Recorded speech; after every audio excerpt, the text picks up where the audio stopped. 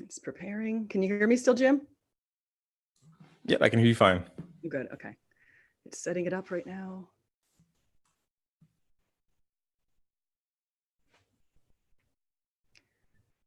It says live on YouTube. We are live on YouTube. All right. So I'm here today with Jim Majors, who on Twitter is called the Jim Majors, just so we don't confuse him with another Jim Majors. He is the Jim Majors. And Jim is the former CEO of the Atheist Republic. And right now he's the vice president of Philosophical Atheists. And today we're going to cover a super exciting topic. We're going to talk about Jesus's historicity. And Jim and I, fortunately, though we differ on some aspects of Jesus, he and I have the same opinion on the fact that Jesus is an historical figure. So we're on the same page as far as that. So we're just going to open it up to a nice dialogue. And I want to say thank you, everyone, for coming. And I'm going to go ahead and I do want to tweet out this link and get some attention to it. But Jim, would you like to share with us a little bit of information about yourself, such as where you can find you? And I'm going to put all kinds of links in the chat, Sure. into the description. My name's Jim Majors. I'm an ex-Pentecostal pastor, in fact, and I'm currently an atheist. Still a lover of the Bible, and I love to discuss all things Bible. You can find me on Twitter at the Jim Majors, like SJ said. You can find me on YouTube at youtube.com/Jim Majors. I don't think I put the Jim Majors. I think it's just Jim Majors in YouTube, but it has to be the Jim Majors in Twitter, just in case there's confusion. But yeah, that's good. And you have goats. So yes, I have baby goats. One of my female goats had baby goats this morning, but I have many animals. I stopped calling it a farm, and now I'm borderline thinking about calling it a zoo. Yeah. What other animals do you have besides goats? Oh, geez. I have alpacas, horses, donkeys, chickens, dogs, cats, of course. I know I'm missing some pigs. I'm missing something. And one of them are going to have their feelings hurt. That's an awful lot of animals all I have is one little dog. So I don't even have fish anymore. I used to have fish, and then the tank started getting kind of dirty. I was cleaning it, and then the last fish died, and that was it. Right. And those little dogs can be kind of needy. Oh yeah, she's very needy. She's right now just taking a nap right behind me. So she's giving you a break. Yeah. I took her on her walk today. She walked me, I should say. That's usually how it works in our neighborhood. So okay. So you and I, let me ask you this: how were you? And I don't know that much about your background, but I do know that you're involved in these atheist organizations. So I know where you're standing now on religion and faith. But How did you come to your beliefs that you have? How did you? Because I think you said one time that you were raised a Christian. Mm-hmm. Yep, I was raised Pentecostal, and it was just realized as a younger teenager that after studying the Bible on out of my own will to study the Bible, I realized that the God that I was being taught about in church every Sunday and Wednesday wasn't the God of the Bible that I was learning about. And so then I decided that I needed to open myself up to a lot more things, and to admit to myself, wow, maybe I don't know the Bible as well as I think I do. I really, if I'm going to hold this to be true, I need to know why I believe it. Yeah, that makes a lot of sense. So I'm trying to change the title here really quickly. So give me 1 second. Sure. I'm going to say interview with Jim Majors. Jim Majors.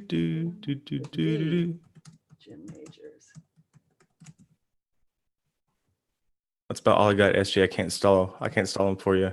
Okay, no worries. I've got it all down here right now. Sweet. Okay, now he's got to get some attention. All right, so good stuff. So that's pretty neat. So yeah, so you decided that you were looking at the Bible and you walked away. And about what age were you when that happened? About 14 is whenever I decided that I didn't know who God was, and that I wanted to know who God was. Okay, and so you went and looked, and you felt like you didn't feel like you had the answer, or God didn't give you any signs, if you want to put it that way, maybe, if you were looking at that time. Right. I believe, of course, that the Bible was God's divinely revealed word, and that it was good for instruction, and it was good for teaching, and that and I believe that I could glean truth from the book, from the Bible. And so I decided that the best way for me to know who God was, since God wasn't giving me any personal revelation, was to learn the Bible. That's good. That's good. So you and I had different paths in a way, and kind of similar in one way, because I left the Christian church. I left the Catholic Church in my 20s, and I was gone for a long time. And then I came back and sort of had all these epiphanies and revelations, and it wasn't until my early 40s. So it's been it's just interesting. So so I'm really excited to be back. But I was gone for a while, thinking that Jesus didn't resurrect, and that all these other faiths were maybe even more true. I was thinking a lot of that for a long time. So Mm-hmm. so I can relate to that. So if we had to say, one of the things I saw you debating, or I saw a very lively chat on Twitter between you and a couple of people who basically think that Jesus is a myth. And you are putting out a pretty strong case and saying, well, which scholars do you would support that opinion? And of course, they go to the go-tos like Robert Price or Richard Carrier. And I don't know of any other scholars holding academic positions in full-time Sure. tenured positions who hold the position that Jesus is just merely a myth. And maybe there are someone might argue that, well, maybe they just don't come out. It's sort of, they want to stay in the closet and they don't want to reveal that. But Mm-hmm. so would you say? I mean, sure. I mean, there could be, but you mentioned Robert Price. I know Robert Price.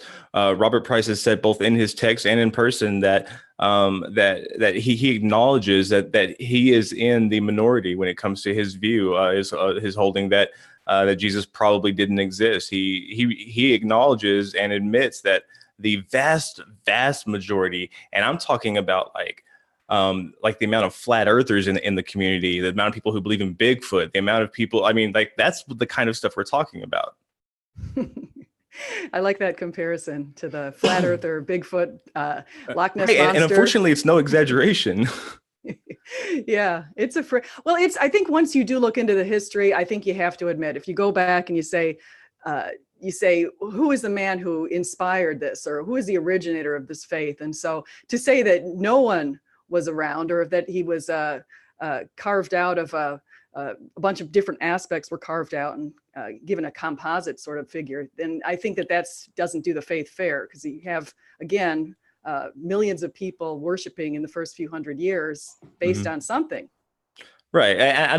But I don't think that the foundation of that belief necessitates that it has a supernatural foundation.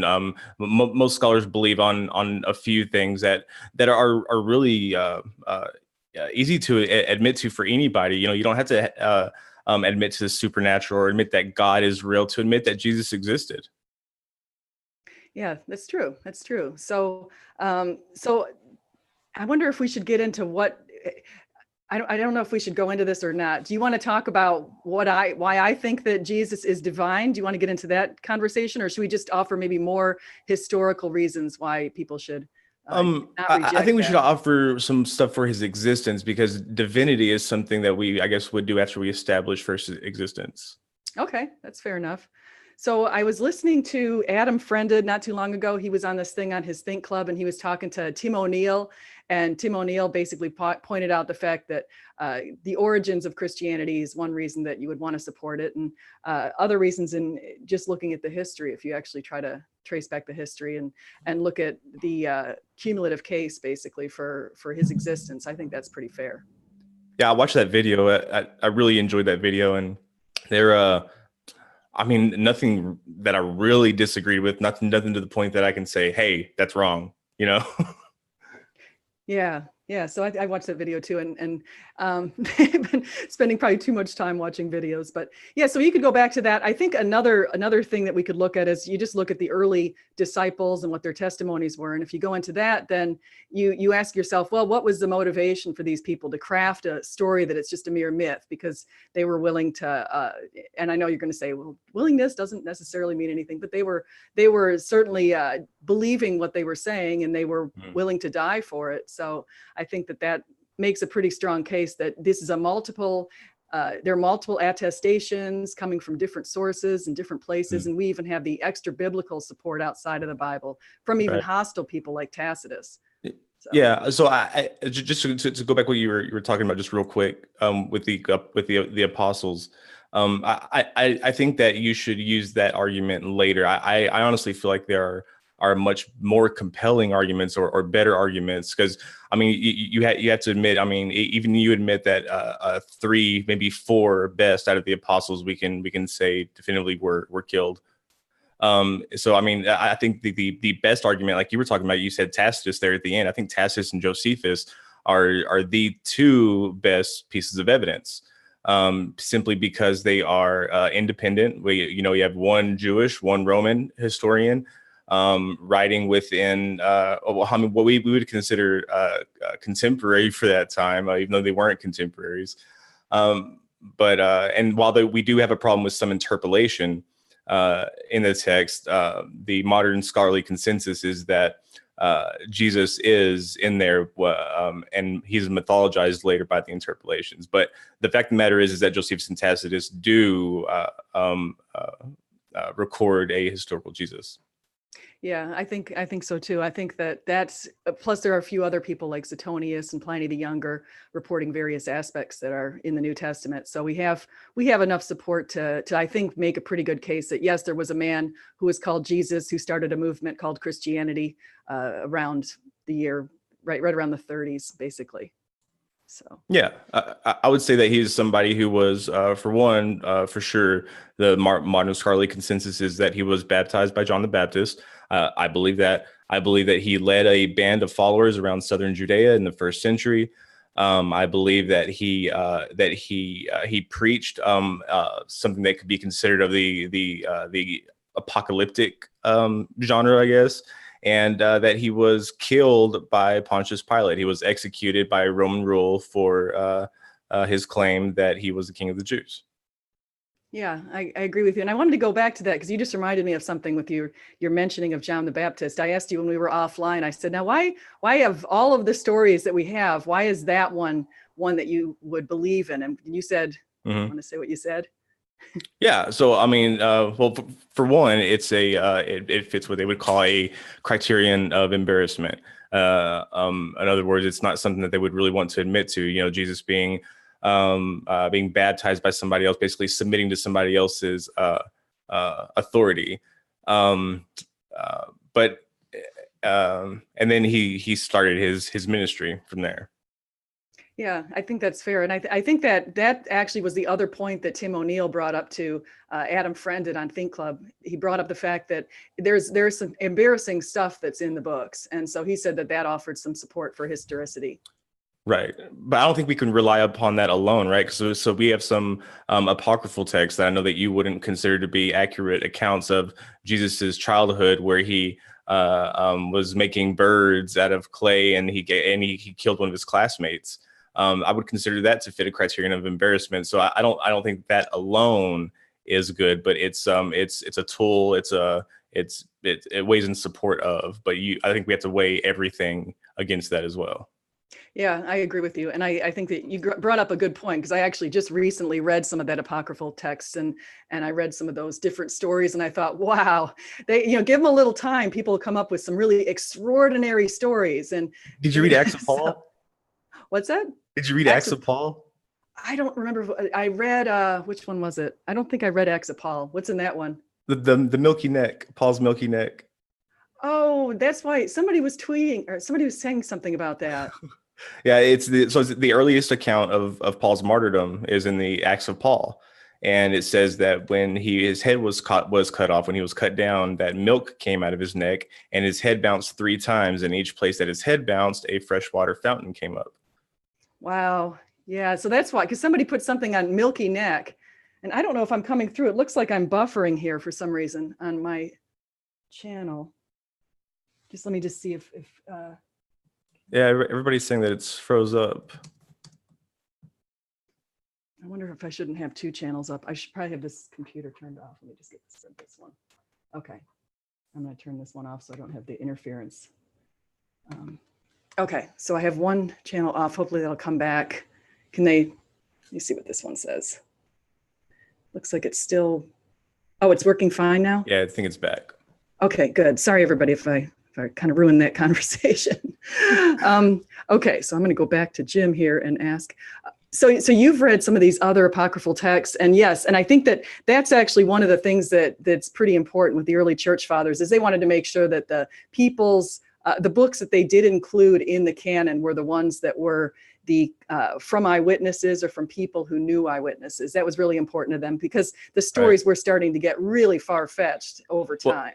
Well, and what was unfortunate is that the church fathers were able to stop the infesting canon for the most part, but they weren't able to keep it from infesting church tradition. So it still found its way into church tradition, such as Paul's the Tres Fontaines, the 3 freshwater fountains from Paul's head bouncing. That is church tradition. Yeah. So I'm trying to switch my thing here. Sorry.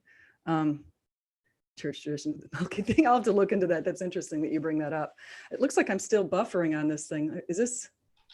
And I believe it's also Acts of Thomas and quite a few of the other martyrdom accounts of the apostles are from apocryphal texts, or at least the earliest accounts.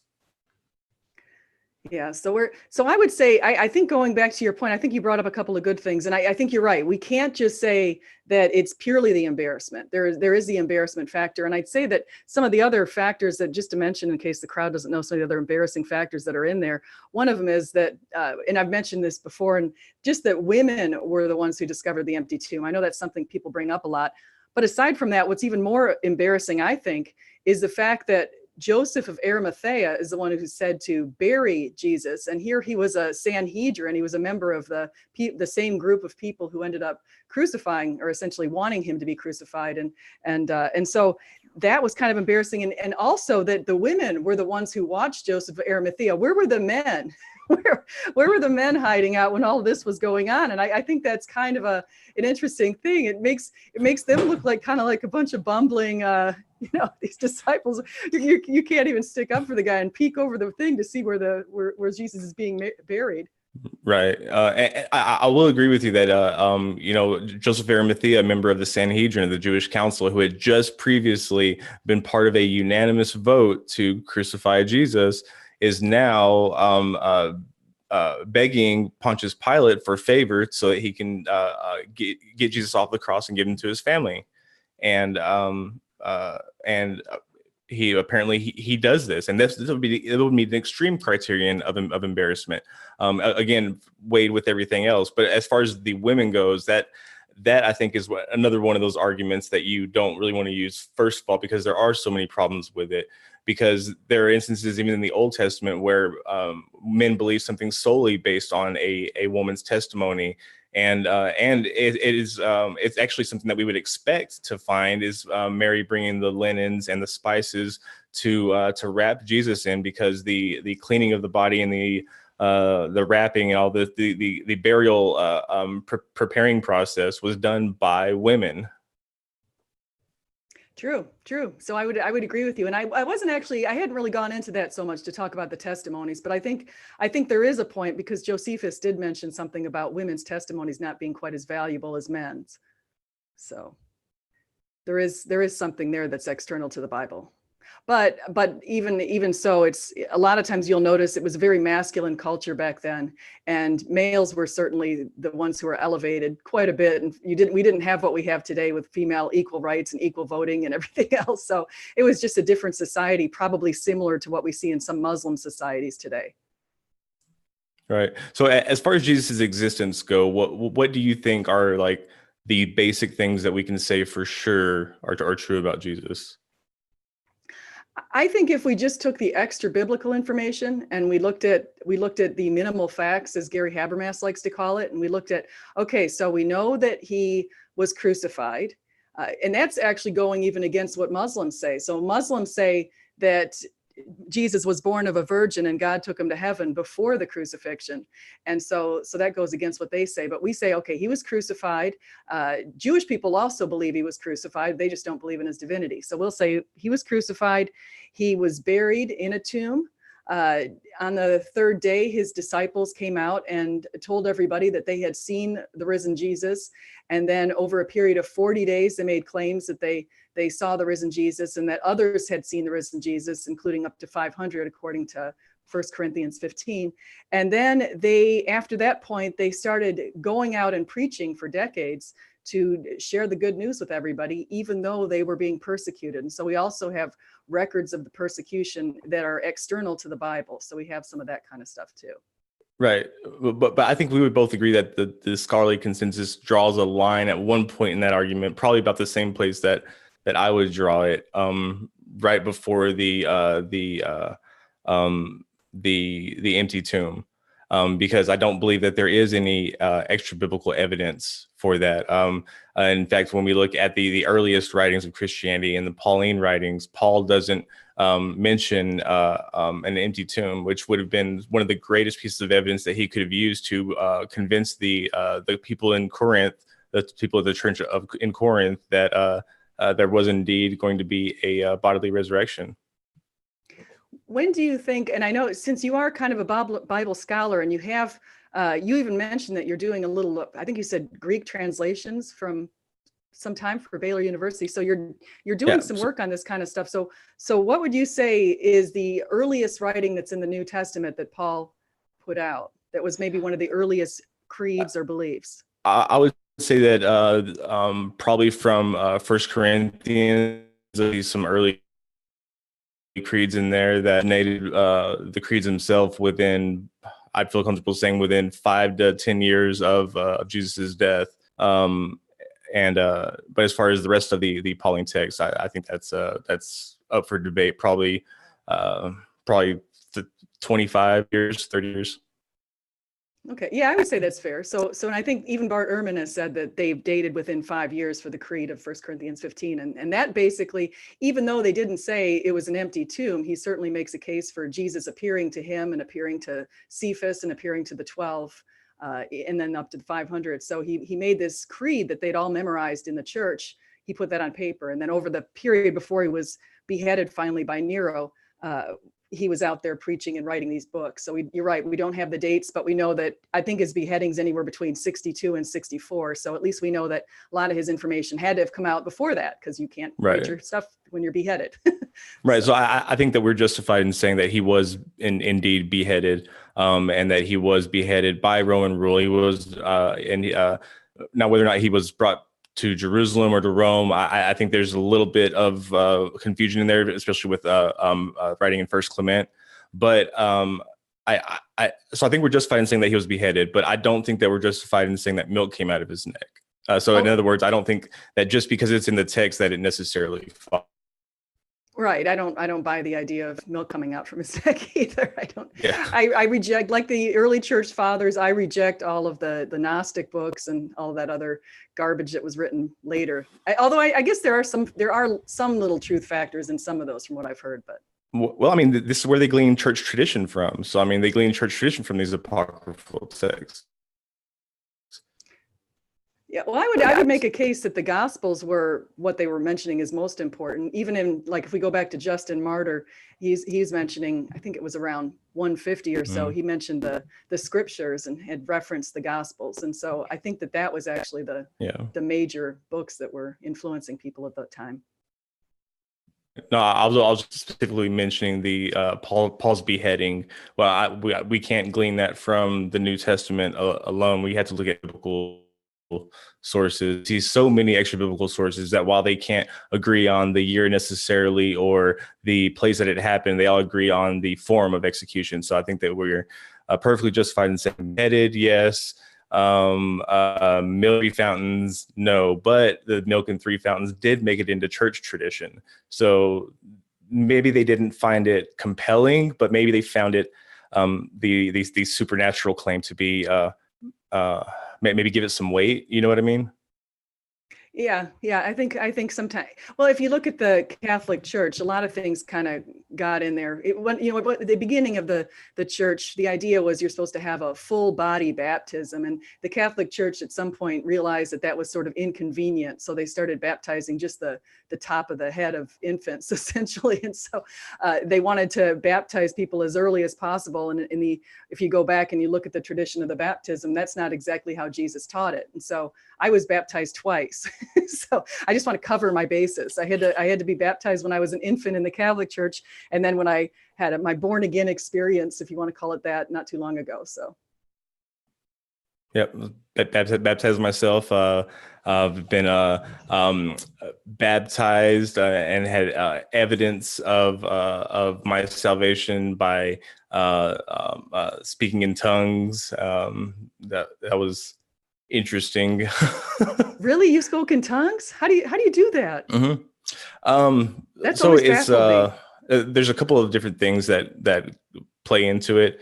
Of course, I think I've told you the analogy before, but it's basically Benny Hinn's jacket. You know, you have somebody at a Benny Hinn service, and he swings his jacket at the crowd, and everybody on the left and the right of you, in front of you and behind you, fall out, but you will look less holy than everybody else. So you have to think, well, okay, so are all these people hallucinating or crazy, or some of them just psychologically tricked? I don't want to say tricked because it has such a negative connotation, but I don't know what you want to call it, but just convinced that this is the case. Wow. Yeah, no, I haven't. I can honestly say I've never been in a service where I've seen that kind of stuff. And I have to admit that I'm quite skeptical of that, because it seems, Right. I mean, yeah, because like you never go into a Baptist church and see somebody start running around the pews and go speaking in tongues. No, if I saw that, I think I'd probably run the other way. Right. No. You don't see that happen outside of that church. Like you don't see people. In other words, so you don't see a person believing in or speaking in tongues who doesn't believe in speaking in tongues. Yeah, yeah. So I mean, I'm very skeptical of that, and so I mean, you have to kind of be skeptical when you see this kind of stuff, because you want to make sure, okay, I need to know the truth. And if you're going to pretend that because if there are people who are pretending, well, then that's, I mean, what are you doing? Just if you Right, so. but there are some people who are convinced, but because of the psychological nature of it, they're just simply convinced. Mm-hmm. So I Yeah, don't think no, it's all of them fascinating. are lying. I don't even think that most of them are lying. I think it's a smaller minority of them who are aware that it's not real. I think for the most part, the rest of them are convinced into it. Yeah, you could so I guess I'll have to at some point in my life make a point to go into one of those churches just to get a feel for what that kind of message is, because I haven't seen it, and I really would recommend it. I mean, just if not for the pure entertainment value. You know, and just going back to this other point with the idea of traditions, I want to say another thing that I was raised in was with the Catholic faith. We had a lot of these different traditions and sacraments, like the idea that we're supposed to go and ask for forgiveness from a priest. There's an intermediary. And in my church, we don't have the priest or pastor as the intermediary. So that was another tradition that they kind of added in there to get people to attend church. And Right. they had other things too, like they have this whole idea of Lent, and you're going to be fasting on Friday. That isn't something that wasn't something that was spelled out in the Bible. So that was an addition. Well, we see some Judaic ideas, some First Temple and early Second Temple idea. Well, it's usually First Temple, starting around the area of the Levant, where the priest, does a sacrifice. The Azazel that's in Leviticus, the goat. That puts the sins of the community into the goat. So they do literally go to the priest for their sins. The priest puts the sins in the goat and then pushes them off the cliff. That's where the term scapegoat came from. Really? I didn't know that. That's Yeah. interesting. That is really interesting. I'm gonna have to go. Poor little scapegoats. And your goats were so cute that you had. There had. were two of them. One was set free in the wilderness, and the other one was pushed off a cliff. Oh, that's terrible. That's just, oh, poor little goat. I mean, those little goats that you have are so cute. I don't think that. Oh, yeah. I know. Like one of them, like I helped him take his first steps. He just wouldn't stand up. I can't imagine pushing him off a cliff. Like what? No, I look at my dog too. And that's actually one of the reasons why I could very easily be a vegetarian, because if I had to go catch my own chickens and kill the actual chicken, I couldn't do it. There's no way. I would totally be a vegetarian. So there's no way. That would be hard. Although then again, I mean, I know there's, I guess I'm not a hunter either, which is a problem. I don't even like fishing because the hooks get caught in the fish mouth, and I feel bad for the fish when we have to pull it out. So let them go back into the thing with a big cut in their mouth. So right. it's Right. a Or little windy, I if you guess. just chop off their head, you don't even see it. Oh. Oh, no, I'm just. Oh. That's another thing too, is when people serve you fish at a restaurant and they keep the head on. It's like, oh, come on. I don't want to see the eye. Anyway, going off on a crazy tangent. Okay, so I think you and I have established pretty fairly that Jesus is a historical figure. And I think that we've pointed a lot to a lot of reasons why. I think we talked about origins. We talked a little bit about embarrassment, but that's clearly not the only thing. And of course, then we talked about things like support for some of the persecution that occurred back then. And I think that even goes to Tacitus a little bit more too, because Tacitus referred to Nero and how Nero liked to deprade the Christians around or put them on Right. torches. Yeah. Tacitus is the one who tells us that Nero's the one who blamed the Christians for the burning of Rome. Yes. Yeah. So it's fascinating stuff, really. So, what do you do? What's your role as a VP of the Philosophical Atheists? I guess I don't know anything about that organization. So what do you guys do? So it's mostly a board a board position. So just voting on budgets, events, things of that nature. Nothing too exciting. And it of course it does allow me for well, not just that, but other things that I've done in the past, other positions that I've held that kind of allow me into, I don't want to call it a speaking circuit, but it allows me to, I guess, to have that available to me, to where I am fortunate enough to be able to share my voice by traveling and speaking. Yeah, that's interesting. Because I saw you at the Faithless Forum. I saw you in I think it was on Kyle's video or something. I was about to say, I didn't see you, SJ. Where were you? No, I wasn't there. This is just like peeking around the corner. Oh my gosh, I would never go there. I can only imagine. It's bad enough I have to have online interactions that can be kind of tense. If I would no, it would have been fine. Running down a hallway. No, it would have been fine. There's plenty of people like me who would have kicked the what out of anybody who would have tried to turn that gathering, which was a great experience, into something like that. It's just not even worth it. You know who Ocean is, right? The polytheist. Oh yeah, he was there with us, hanging out with us. I saw him. I saw Shannon Q and Paul, and who else was in that? Kyle. Right. I don't remember. There, the guy from England that everyone got mad at. So yeah, like, I mean, if they were going to do anything to you for one God, like imagine what they do to you for more than one. Like they with polytheists. Yeah, what did they do to Ocean? How'd they treat him? Oh, it was great. It was great. We hung out all night until the wee hours of the morning, like we're not supposed to do. And yeah, we just had a really, really great time. And I mean, there was no atheist talk. There was no God debates. It was just friends hanging out and meeting each other for the first time. It was a really good experience. Oh, that's interesting. I'm looking in the chats here, and I wanted to say, if anyone has a question for Jim or for me, but mainly for Jim, since he's the guest today, please put it in here and I'll be sure to ask him. So, we've got one already. so Slam RN, that's Susan. She wants to know, she said, could the church he grew up in be considered fundamentalist and or young earth? Fundamentalist, yes. Not necessarily young earth, but the majority of them did hold to young earth, yes. Okay.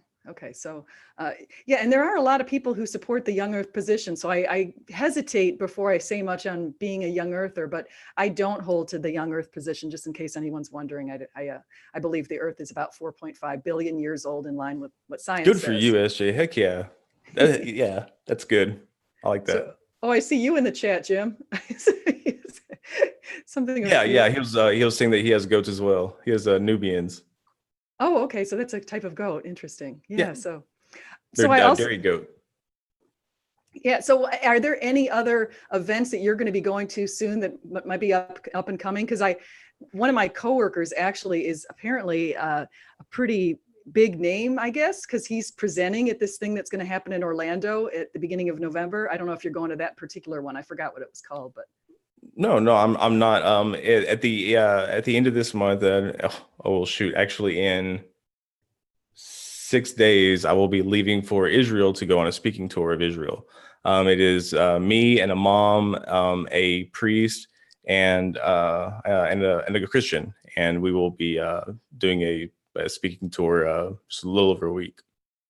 Really? Now, how did that work out? How did you get in? This is a very strange, eclectic group. It sounds like almost like that joke of a priest and an atheist walk into a bar, right? It started off as a joke. It started off as, because we were just all, it was basically a person like me, but in different religions. They can get along with everybody, until things go south, and then they and then things happen or whatever. They get upset, but so eventually we just all became friends. We started off in a group chat, talking crap about each other. And then we were like, hey, how great would it be, to just share views and to do this. And so it's just something that was organized. So it's, it's something I'm really excited about. It's been planned for like 2 years now. We've been planning on it. So it's nice to see it come to fruition. Yeah, that is interesting. Yeah, you should take videos of yourself going around and looking at all the different sites there, because that's one place I would love to go. I have to admit, I would love to go there. Yeah, absolutely. I'm very excited. Like, I can't even tell you how excited I am. Yeah, and it's only 6 days away. That's neat.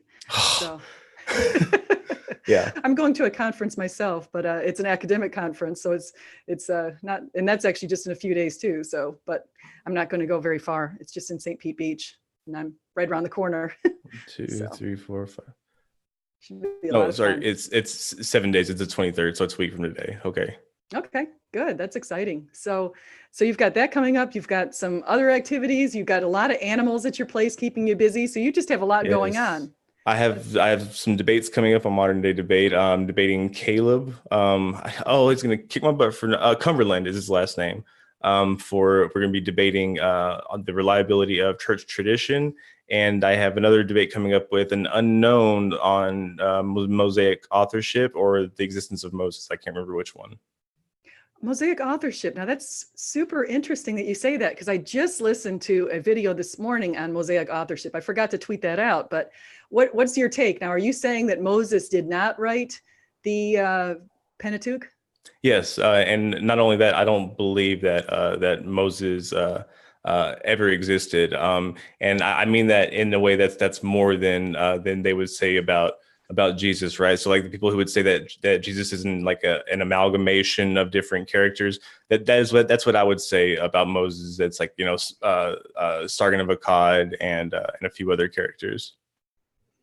Yeah, that's interesting. I think I'm finding a lot of that kind of stuff lately, where people will just take something that we sort of take for granted and say, hey, that's not the truth. Like someone just to you on Twitter said, and I would actually argue, before I say this, I would argue that Moses did exist. And one of the major reasons is probably something that you won't agree with, but it's because Jesus said Moses existed. So to me, that's enough. That's all I need to hear. Yeah. But that's and for the people who say that, I use the argument when people say that the Old Testament doesn't apply, that the 10 Commandments don't apply anymore. I was like, in Matthew, Jesus lays out what is called the antitheses, where he talks about the Bible and he says things like, Moses gave you your law and Moses is your lawgiver and you have to listen to Moses and all these other things. And not only that, but Moses and Elijah appeared to him in a vision in front of the apostles, and at the the Transfiguration.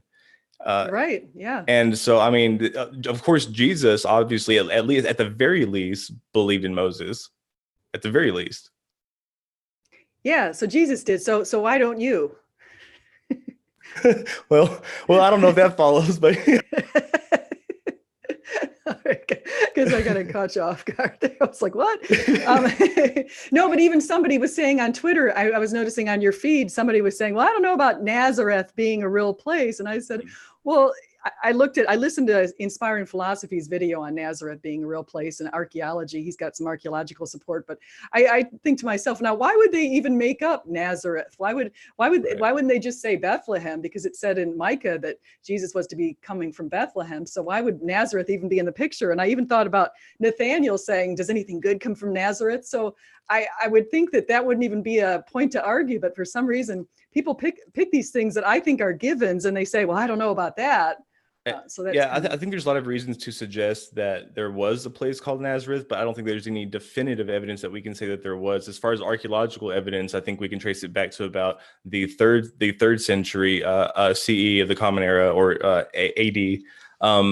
But there is archaeological evidence of other pre-existing settlements that are older than that. They consider the 300 BC a new a new city. It's supposed to be a new build of that. So now, but there's no archaeological evidence of what this other place is called. So we're just operating under the assumption that it's the same name.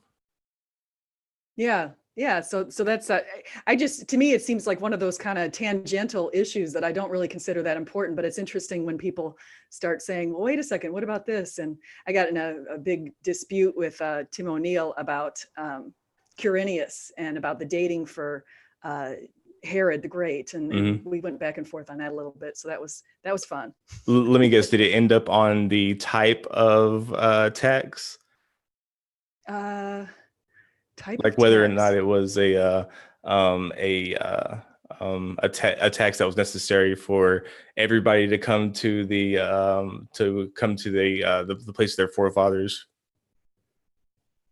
I think I don't remember. He didn't. I don't think he ended up with that. See, his basic argument is he's looking at the two versions, Luke versus Matthew, and the idea from Luke, as we talk about Quirinius, and the assumption, or one assumption that a lot of people have had, is that Quirinius basically took his census in 6 AD, and the other discussion is the idea of Herod in Matthew, who some have estimated has passed away in 4 BC based on something that Josephus said. And so I actually went back and I looked at scholarship on this kind of stuff, and I found someone who looked at Josephus's work, and this person found a lot of internal inconsistencies in Josephus's books in dating. So he wasn't terribly neat about dating. And so I was making a case that there is the possibility that Herod could have died later. And another scholar thought there's a possibility that maybe the reference isn't to Herod the Great, but is a reference to Archelaus. And so Herod Archelaus, because they could also maybe call him the same. So I looked at these things to just put down a couple of plausible chances that there could be a situation where Herod died in maybe 1 BC, and then a lot of this other stuff would actually fit, because in 2 BC there was something that they called the Silver Jubilee, and it was a big celebration where they actually took a registration of all of the people who lived in the Roman Empire to celebrate this 750th commemoration of Rome. So that was something that was interesting. Well, and I'll give you another one. And you can use this argument. It's a really good argument. Is that before Quirinius, but then it would take you saying that they're wrong about it being the census of Quirinius, that it really was the census of Augustus, which did occur around the year 204. So that would help you with the dating, but it would require saying that one of the synoptic gospels got the origin of the text wrong, which doesn't have any salvatory implications, but it's still kind of cringy. Yeah. So there's a lot of different arguments. I think a lot of times people want to look into the Gospels and they want to try to find what they consider errors. But I think I have yet to find something that I think is a true error. So maybe that's just me, but I don't think that there's anything that's irreconcilable. If you can find a plausible theory that could explain some of the things that seem like contradictions, I think that then we know that it's not necessarily a provable contradiction. So. Right. Well, I have my own, opinions about that, and we would be here all day if we try to get into them. So I think we can save that for another video. Yeah, no, that's fair. So let me ask you this: where were you? How have you been in any of these internal? Actually, I don't know if I should even bring this up, but the Steve Kyle thing. Did you ever take sides on that, or are you just kind of hanging out on the side? I'm not taking sides. I'm not dealing with this sort of thing. So with the non sequitur thing. Yeah. Well, so I'm not a bandwagon person. You won't see, and not that that some of these bandwagons aren't for good reasons, or they don't help people. It's just not me. So you won't see me with a pumpkin next to my name. You won't see me, being on somebody's team. I think that dogmatic positions of every kind are bad. And even if they aren't bad at that moment, it's just bad to hold them dogmatically. So I think that Steve is in the right. I think that Kyle is wrong. I think that Steve should get what he is owed, and I think that that Kyle should get what he is owed, if you know what I mean. Just all around, my argument from the very beginning has been, I just hope that everybody gets what they deserve. Yeah, fairness. I think that's fair. And actually, I agree with you on those positions too, because I think that Steve's out some money, and he clearly started that channel with Kyle. So that's just in case anyone doesn't know, that's what we're talking about. But so let me ask you one other thing. And I don't know if you've taken a position on this kind of thing, but do you take a position on whether morality is objective, whether we have objective moral values and duties, or do you think that it's relative to cultures? Or do you think it's a mix? I think it's more likely that they are objective, or that there are some objective ones. I don't believe that we can say that morality period is objective. I believe that we can say that some morals may be objective. But I don't think that there's any definitive evidence to say for sure. And I don't think that we would ever know, epistemically, when we have achieved that morality. So even if we were operating under true morality, I don't think that we would ever be able to perceive of it being true. Yeah, I think, and I'll agree with you to some extent. I think that our societies have been sort of evolving towards a better, higher morality for a couple of thousand years at least. And so people just seem to be getting a little bit better year after year as far as trying to get closer to an ideal. That's what I would say is I mean, it seems if we go back far enough, we saw what they did in the medieval times, for example, when they just would torture people so horribly and beheading people and hanging people in the streets and bodies everywhere. I look back, just so thankful I didn't live back then, because I'd be pretty horrified. It's like, guys, like you can get things done. You can spread ideas without killing people. Like, hey, we got this thing called a vote. Yeah, exactly. Yeah, really, really unique. But yeah, so we have, I think that we can say that we've been steadily and slowly trying to get a little bit better as societies. And I think Western societies have really shown a lot of improvements over the past couple of thousand years, especially with how women are treated in such a positive way, I think, in so many of our societies. So. Yeah, I think some of the most extreme ones that have been within the past 100 years, the past 50 years, even. I think the last 100 years, or even the past 50 years, is the acceleration that we've seen is just insane. Yeah, yeah, and do you listen to people like Jordan Peterson? I do. I really do like some of his views, but he is just the kind of person that he is. Just says some things, and I just can't listen to him, honestly. Now, if he were to write a scholarly paper, I would read it. But I can't listen to his diatribe. I like him because I like his stuff on psychology, and I think you'd probably like that too. It's fascinating. He does a lot of work on personality characteristics and things like that, and I find that really fascinating. And I loved the interview he had with that one woman who kept trying to mischaracterize everything he said. Kathy Newman, I think her name was. I don't know if you saw that, but it's hilarious. But then he's interesting though too, because he talks about, you ask him if he believes in God, and he basically will go into like this really long-winded answer that doesn't really hit the point. He doesn't really say yes or no. He said, I live like I believe in God. And then then he's like, but then how do you define God? And he'll start going down this big path, a rabbit hole. And so he's just a unique person. But I brought him up because Wait, I Ben think Fisher? What's that? Ben Fisher? Fisher? Ben Fisher? No, not Ben Fisher. Jordan Peterson. I guess. Okay. I think you said Ben for some reason. Oh no, I brought Jordan Peterson up just because I think that he might be. I mean, if I had to look at some of the different movements, and I look at people like Adam Friended, who's listening and doing a lot of videos on Jordan Peterson, and I think that he might be pulling some people away from the Sam Harris camp. That's my opinion.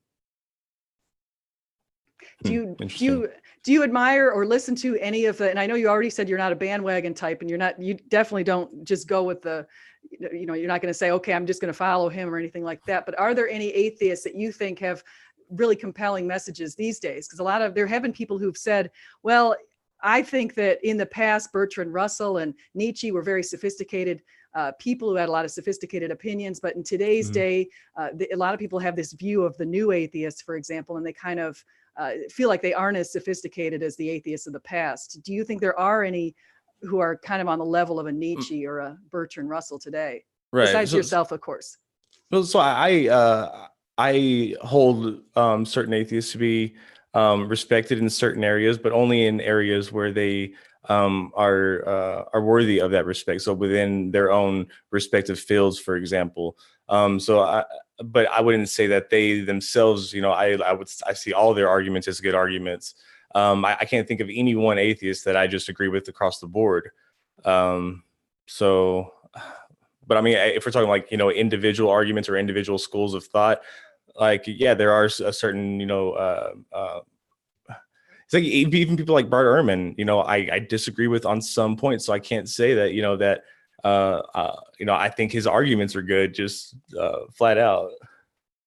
Yeah. So if you had to take one, if you had to put somebody up against William Lane Craig in a debate, and I'll ask him for William Lane Craig because a lot of people, including Lawrence Krauss, have said that he puts the fear of God in atheists. And so if you had to put one of the people who are out there sort of talking a lot and debating people, which one do you think you'd put out?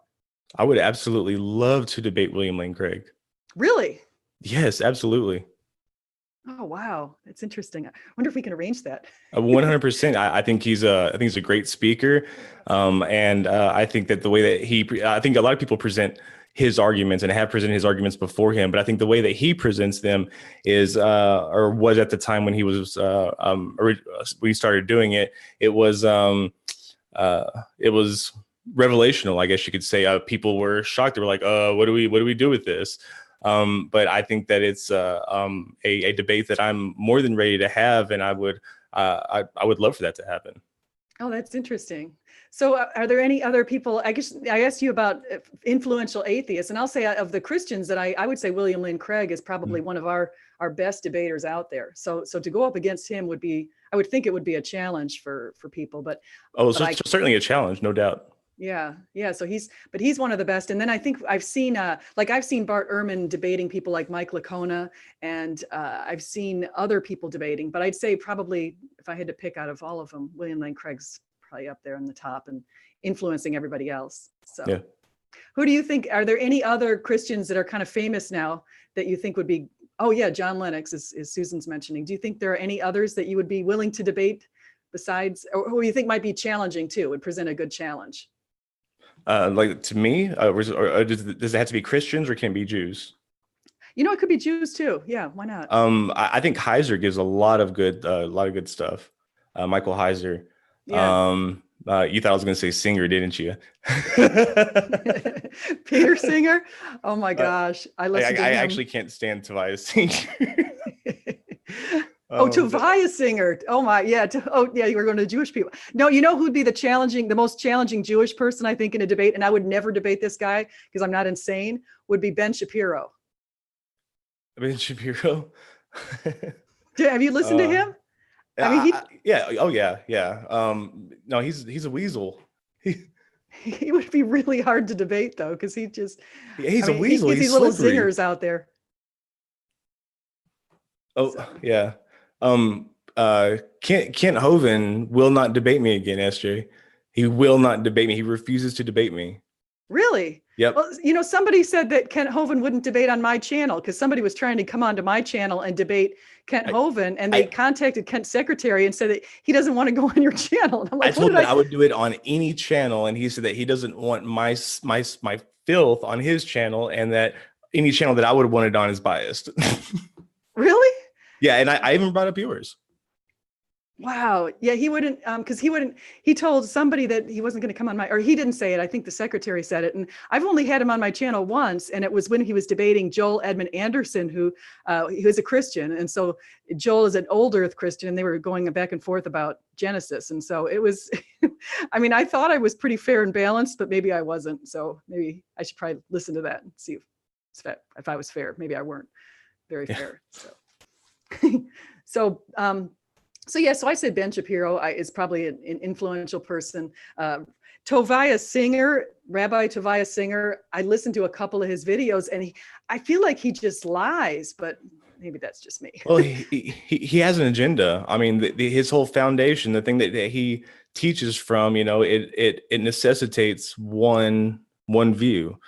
So he's very dogmatic in thinking, because if he was to ever stray away from it, if he was to ever say Psalm 22 wasn't about Jesus, or Isaiah 53 wasn't about Jesus, or Daniel 7 and 9 weren't about Jesus, then he'd be done. That's him.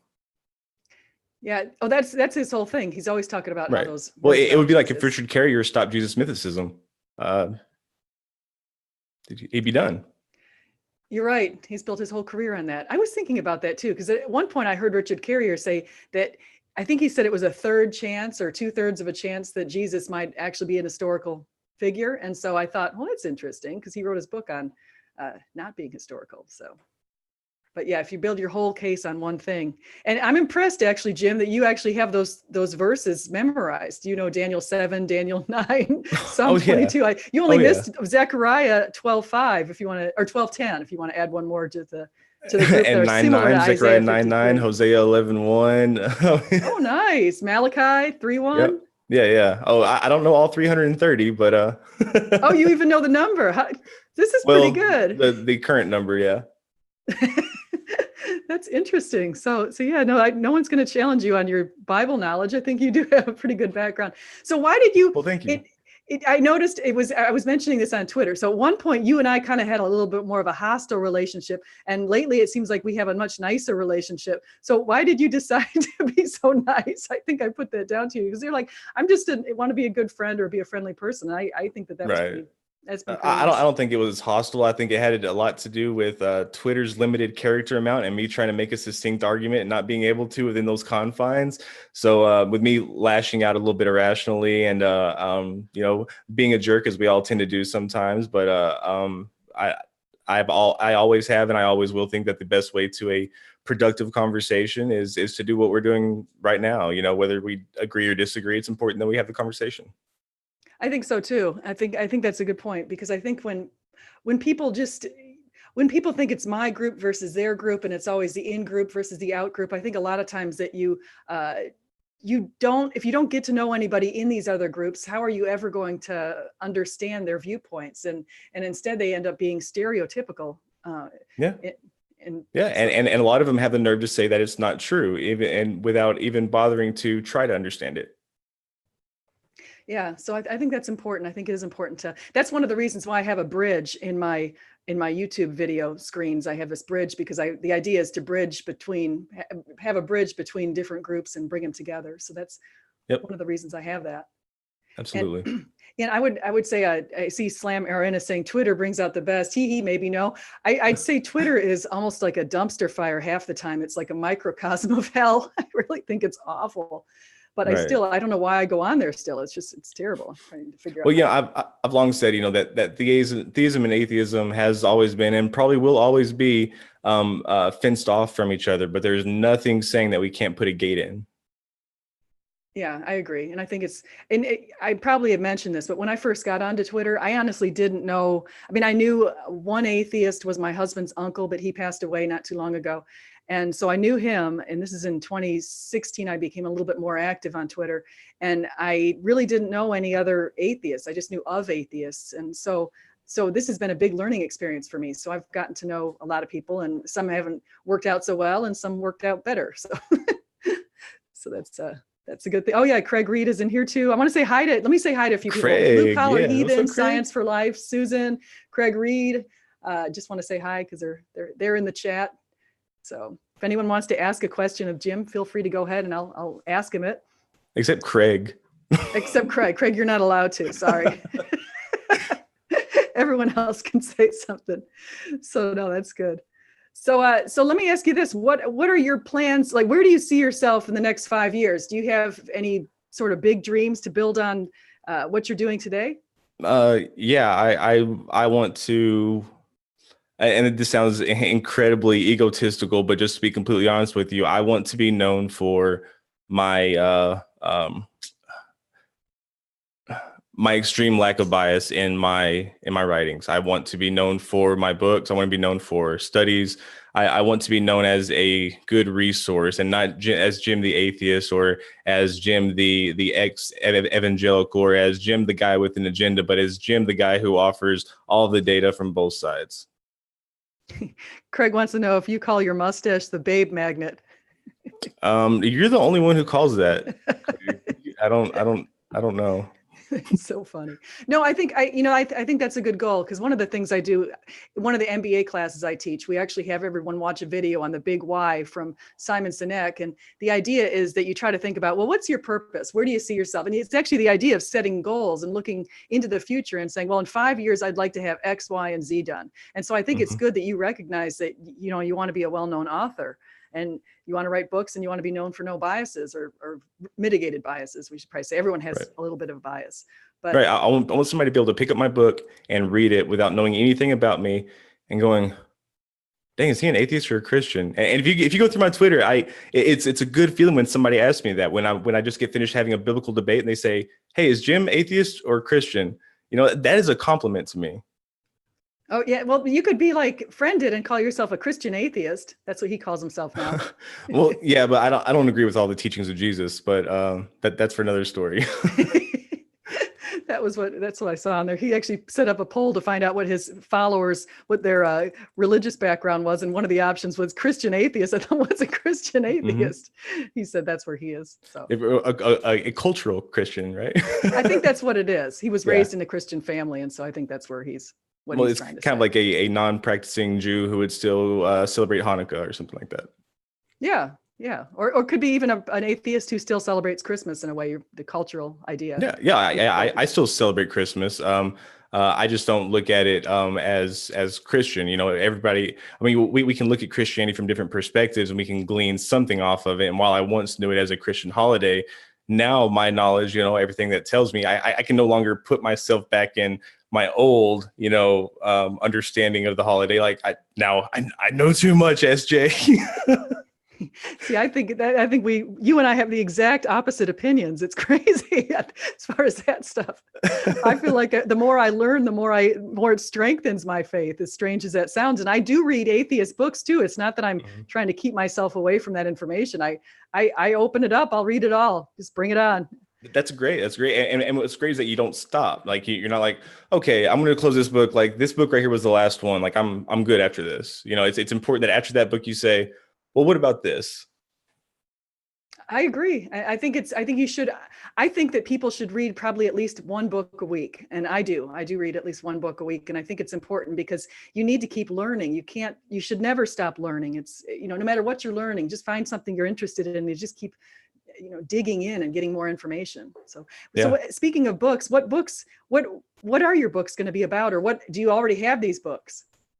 They're going to be breaking down important topics such as the historicity of Jesus, the authorship of the synoptic gospels, the Christology in the different gospels. I want to touch on some things in Old Testament, not really the arguments between allegorical and literal, but rather the arguments from multiple tradition, multiple creation accounts, multiple flood accounts, and really providing more of that literature. But I wanted to provide it in a way that it's available to everybody. I don't know if you feel the same way, but I feel like a lot of the scholarly work in the biblical community is really hard to access. It's like it's not for everybody. It is. You're right. I find a lot of this stuff. I'll go into our academic library at school and I can get access to a lot of different journal articles. And I did that yesterday, actually, because I wanted to find as much as I could on Quirinius. And I know that there's paywalls up there. People can't get that stuff. And so the highest level information is not accessible to a lot of people unless you want to pay. And so I think that's a problem. And I love the idea of providing material free or just even providing it so that it's accessible and it's not going to cost you an arm and a leg to get it. You think that's pretty fair? Yeah, more than fair. Yeah.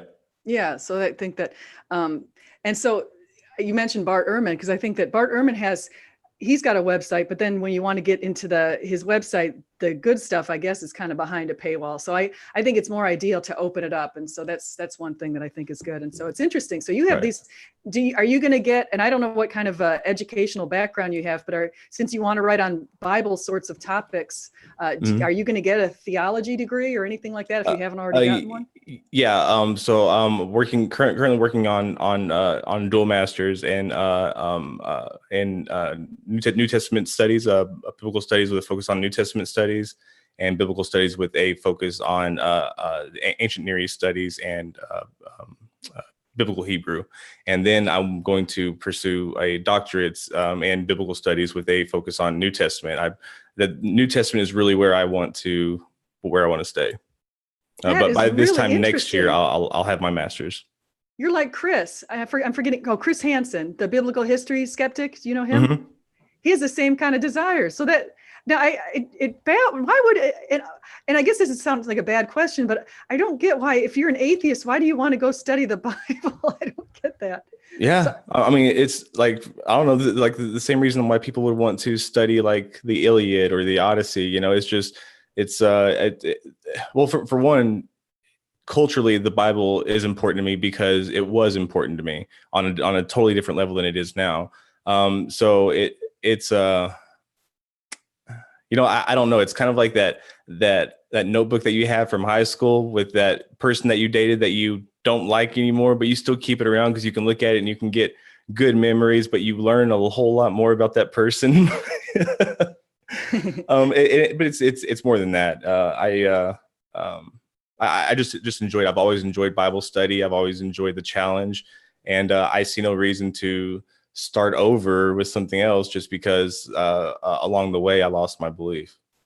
That's interesting. So, because I can think of a few examples, not even just you, of people who are atheists who really enjoy the Gospels and who just enjoy the Bible itself as whatever way you look at that book. And so that's really fascinating. And I didn't know you had these aspirations to earn a doctorate in this stuff. I don't think you've ever told, or at least I've never heard you say that. So that's a lot of work. Dr. Majors. I want to be Dr. Majors. Heck yeah. Dr. Major. It's a real lot of, because actually a master's, I mean, I'll just say from my own experience, when I earned an MBA, I think it was like an extension of undergraduate. It wasn't really that hard, but the PhD kind of kicked me.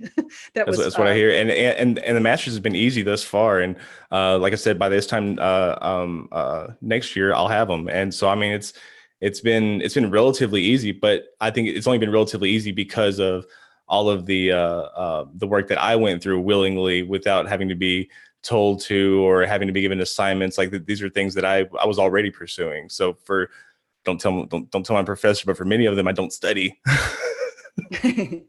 I'll keep that quiet. Yes, you don't want the professor to know that. He needs to step up the game a little bit, right? Right. It's like, Jim Majors, are you taking notes? Yeah, totally taking notes. Yeah, well, if you do well on the test and you don't have to take notes, that says something right there. So I think so. Yeah. I've been a good test taker my whole life, but at the same time, I always had to like recheck myself, and be like, even though you're not going to study for the test, listen to the lecture, you might be presented with new information. Yeah. So let me ask you this. Let me ask you because we're getting we've gone a little over an hour now, and I think we've had a pretty healthy conversation, but I always ask atheists this. Have you ever had any spiritual experiences that you would say before maybe you went to, that you would classify as spiritual, or maybe now you're looking back on it and you say, well, I don't think that's what really happened. You ever had anything like that? Yeah, I have some beliefs, some events in my life that I would consider what I would have considered to be spiritual. But now I feel like that there's no good reason to believe that that was the case. And I think that there is some good justification to believe that other things could have caused that, things such as speaking in tongues, what we would call in the Pentecostal church, receiving the Holy Spirit or receiving the Holy Ghost. Church camp, the church camp queasies,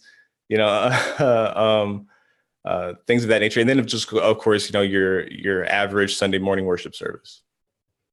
Interesting. Yeah. So sometimes you do have those experiences on Sundays too. So that's interesting. And then So let me ask you this: is there anything that could change your mind at this point? Now, people could ask me that. They say, "Is there something that could change my mind about Christianity?" And I would say, "Well, yeah. If you proved the resurrection didn't occur, well, then that's mainly what Christianity stands on." So, Sure. So, would there be anything that would change your mind that today, that if you heard about or you read about, you'd say, "Wait a second, maybe I need to think about that." In regards to the proposition that Christianity is true and that Jesus was raised from the dead? Yes. Yeah, I guess I would need something that we could definitively say is eyewitness evidence, multiple attestations that were eyewitnesses, and we would have to have good reason to believe that that it was an eyewitness source, and it would be in a text that shouldn't come off as though it was written later. Yeah, so I guess just better evidence than what we currently have. I mean, we for Christianity, for non-apostle Christianity, it's 20, 30 years, and for just regular or for apostolic Christianity, there's a traditional break of half a century to a century. So I mean, it's really, really hard to say, yes, I believe this, even though I know, and I know for a fact that there's this break in tradition, or in what some people call apostolic succession, that I can't justify my belief that is true, other than just taking somebody at their word that it was passed down from the apostles. Yeah, I think it's really a good thing that you're probably going to go in and study this kind of stuff, because I think that at least you'll come to a very well evidenced background, or a very well evidenced idea with that, since you're going to go into that. And even the idea that you're going to Israel next week, which is pretty great. So you're going to actually, I always thought it'd be an interesting field to go into archaeology, because I think that if you could go do a little archaeology in Israel, that would be a good time. Yeah, a lot of good people have, well, a lot of bad people too have done some archaeology in Israel. But I really like the history of archaeology in Israel, and learning about all the archaeologists, and learning about all of their ideas. Like, some of them, were, believe it or not, like, I wouldn't call them white supremacists, but they believe that the Caucasian was the superior race, and that there is archaeological evidence to suggest it. Yeah, that's really bad. Hitlerific. That's a Hitlerific statement. So, and I use that word because it was in a David Letterman book. It's words that are never put together. So it's just ridiculous. Yeah. But or wait, what was it? Arsenal Koitai, also 2 words never put together. Yeah. I see G-Man in the chat. I wanted to say, yeah, it's just crazy. I see G-Man in the chat. I want to say Reformed Christian apologists and G-Man are going to be on my channel tomorrow. So I don't want to forget to mention that. So thank you for coming by, G-Man. It'll be really exciting. I'm actually not exactly sure of what you're going to be debating with Reformed Christian apologists, but we're going to keep it on a good level. It's a friendly conversation and a good time. So I hope everyone will come by tomorrow night for that. I think it's at 7, if I'm not mistaken. I'll have to double check my timing. But just plug that out there. So I've watched G-Man on different debates, and they've always been, wait, hold on. It's not going to be, it's actually Thursday at 6:30 p.m., not tomorrow. So are you moderating it, or? Yes, I'm going to moderate it. Oh, so bless your heart. Should be interesting. Thursday, the 19th at 6:30. Should be a good time. Sorry. So anyway, Jim, before we tie up here, did you want to make any other final notes or final things? I think you and I, we have to agree to disagree as far as religion, but I mean, we do agree to disagree as far as Christianity, but we both agreed that there is an historical Jesus. Yeah, I think that history, archaeology, textual criticism, all of these things, they transcend religion. History and archaeology it's not exclusive to true claims. If 2,000 years from now, the only thing that they had to glean off of our existence was Spider-Man comics, as Aaron Raw likes to use that kind of analogy, even if they had just that, and they found New York City from the Spider-Man comics, and they said, we found this civilization. Well, it doesn't follow then that Spider-Man is real. So yes, I believe that Jesus is historical, that that Jesus did exist, that he was baptized by John the Baptist, that he led a following of people around southern Judea, that they at least believed that he was the Messiah, and he was killed by Pontius Pilate for his claim that he was king of the Jews, or for a claim that he was king of the Jews.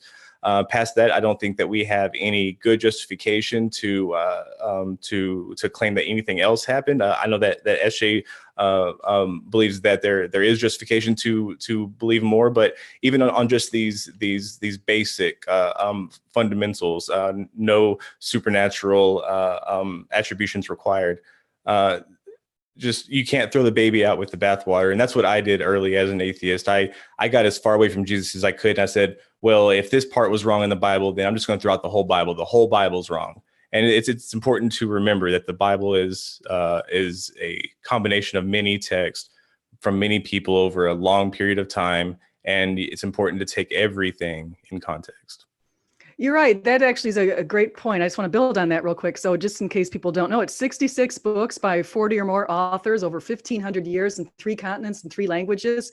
And it all remarkably comes together in a very cohesive manner to point to Jesus. I have to say that. And I also wanted to say one thing, just to build on one of your points, is when you look back at Jesus and the beginning of this Christian movement, I think if you think to yourself, well, how did a fisherman and a tent maker and a tax collector and carpenter, how did all these people come together to be able to inspire a movement that today has around 2 billion followers? How is this even possible? Why didn't this movement die down like Gamaliel predicted it would when he mentioned it in Acts 5 and with the other Pharisees when they were putting Peter up on trial? And so I think that I would say that there's some divine inspiration in that whole thing. And even looking at what the apostles said, and going back to what somebody said, I think it was Chuck Colson was talking about how people during Watergate, these guys weren't able to keep a lie, for a couple of weeks, let alone if they thought they had a lie, why would they do this for decades and be willing to be jailed and stoned and torched and beheaded and crucified and all that kind of stuff if they didn't believe that Jesus resurrected? And I won't refute that. That's a different argument for a different day. I know we're getting close on time. Yeah. Okay. Well, anyway, I want to say thank you so much, Jim. And I'm glad you and I are friends. I'm glad you came on my channel. It's nice to see the viewpoints of different people with different views. And I haven't had an atheist on my channel a long time. In fact, I even had one yesterday who said, could I take her video off the channel? Oh, geez.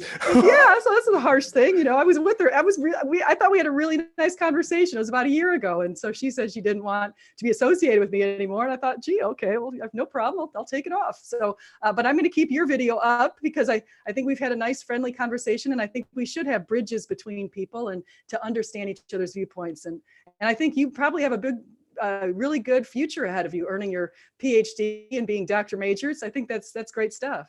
Thank you so much, SJ. I really appreciate that. Yeah, thank you. So, all right, everybody, we'll say thank you, and please like and subscribe and come again. And I'm going to go ahead and end this meeting. So, meeting. Okay, Jim, I guess I'll end the meeting and I will see you on Twitter at some point, okay? All right, SJ, have a good one. Okay, bye-bye.